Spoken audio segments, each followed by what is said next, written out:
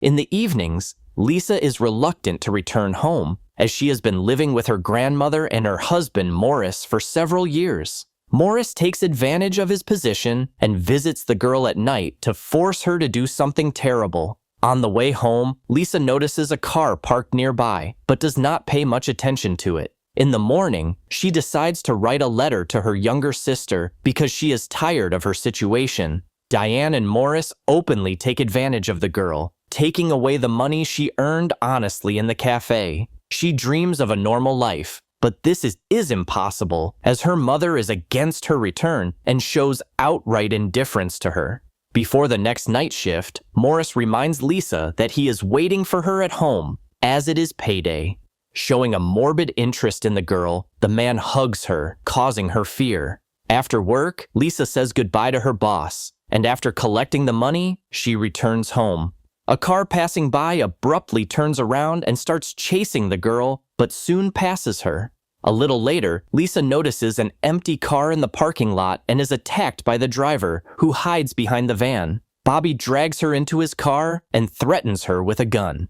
Lisa does not resist, as this could have led to worse consequences, and allows him to do what he wants. Bobby commits a terrible crime, but he doesn't let the girl go because he liked her. He ties up the unfortunate Lisa and takes her to his house. The blindfold slides off the girl's eyes a little, and she notices the details of the car's interior, including the word on the dashboard. As Lisa walks up to the maniac's lair, she sees green carpet on the stairs and counts the number of steps. She notices the white skin of the kidnapper, who turns out to be left-handed. In an effort to save her life, Lisa voluntarily takes off her clothes, after which Bobby sends her to the bathroom and then commits the crime again. Having tied the girl up again, the man puts her on the bed and continues to threaten her with a gun, reminding her of the possible consequences. Being in a difficult situation, Liza recalls her loved ones, including her uncle, aunt, and younger sister.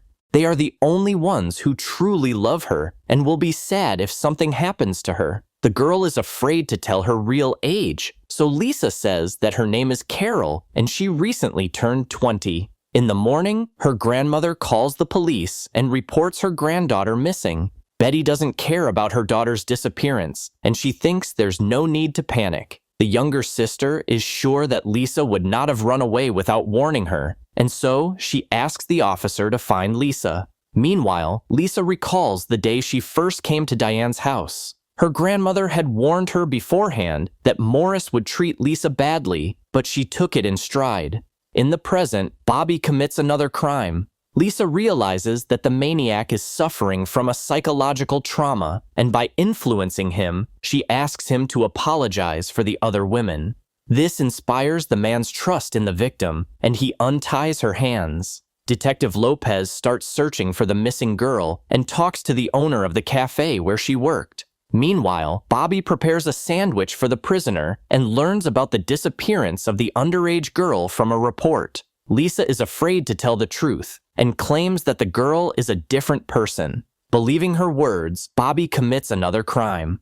After that, Lisa goes to the bathroom and tries to leave her fingerprints there by touching the furniture and appliances. As she looks around, she tries to memorize every detail so that she can tell the police about it in the future. Lisa continues to psychologically influence the maniac and supports him after his bad experiences with women.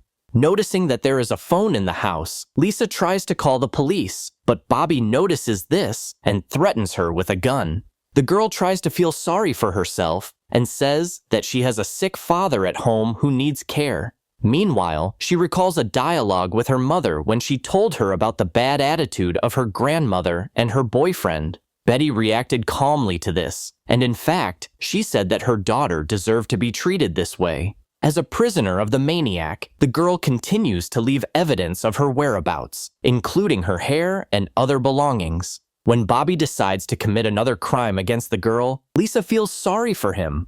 At the same time, she recalls how once Lori came to visit her, and Morris wanted to do something bad to the girl's younger sister. Realizing this, she was ready to send him to the next world. 26 hours after the kidnapping, Bobby decides to get rid of the captive and takes her to the forest. The maniac wanted to take the girl's life, but did not dare to pull the trigger because Lisa begged him to leave her alive and unharmed. The man ordered her to keep the bandage on and wait for 5 minutes. After driving away from the scene, he noticed Lisa running away and decided to catch her, but the girl managed to hide behind one of the cars. When Lisa returned home, she told her grandmother everything, but Diane and Morris did not believe her. Morris wanted to beat Lisa, but his grandmother did not allow him to do so because she had to talk to the police. Diane tells the detective what happened, but she believes that her granddaughter's story is a figment of her sick imagination. Lopez decides to talk to the underage girl in person and takes her to the police station for questioning. Before letting her granddaughter go with the detective, Diane warns Lisa of the consequences if she tells him that Morris treated her badly. At the police station, the girl tells the policeman about the maniac, but there are no bruises on her body. Lisa explains that she obeyed her kidnapper to survive, but the detective is increasingly doubting her sincerity. Later, female officers start talking to the girl to check if she is telling the truth. Lisa describes in detail the interior of the car, the number of steps, and the interior of the apartment. The detectives don't believe that such things can be remembered in a stressful situation, but the girl convinces them otherwise, as she wanted to punish the criminal at any cost, so she remembered absolutely everything. Meanwhile, the detectives at the police station are working on a big case, trying to find the maniac who took the lives of 9 girls. He has no clear signature of crime because all the victims have only one thing in common: the red fibers found on their bodies. A little later, Sergeant Larry, a specialist in particularly serious crimes, is sent to Lisa. After hearing the girl's story, he learns about the black car with a red interior and the same word on the car's dashboard. He also learns about the number of stairs in the house and the green carpet, as well as the evidence in the maniac's apartment. The sergeant believes the girl because it is simply impossible to make it all up. After learning about her sister, Lori asks her mother to bring Lisa home, but Betty remains indifferent to her eldest daughter. Soon, the girl draws up a portrait of the maniac and then claims that Morris has been committing crimes against her for several years in a row. Acting decisively, the sergeant arrests Lisa's grandmother's boyfriend and helps the girl pack her belongings for the move. Lisa is afraid to sleep at night, but continues to tell more and more details about the kidnapper. At some point, Larry realizes that Lisa's abuser and the serial killer are the same person. Analyzing the girl's words only confirms this assumption.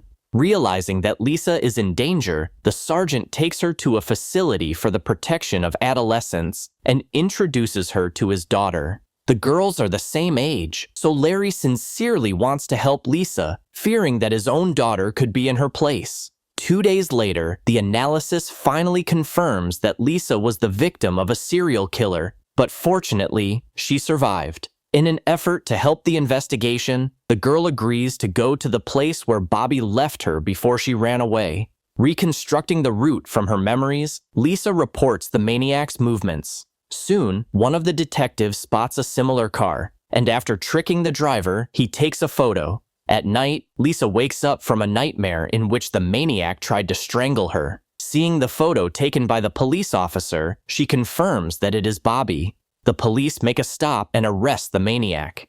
In his car, they find a bloodstain left by Lisa and realize that they have arrested the right person.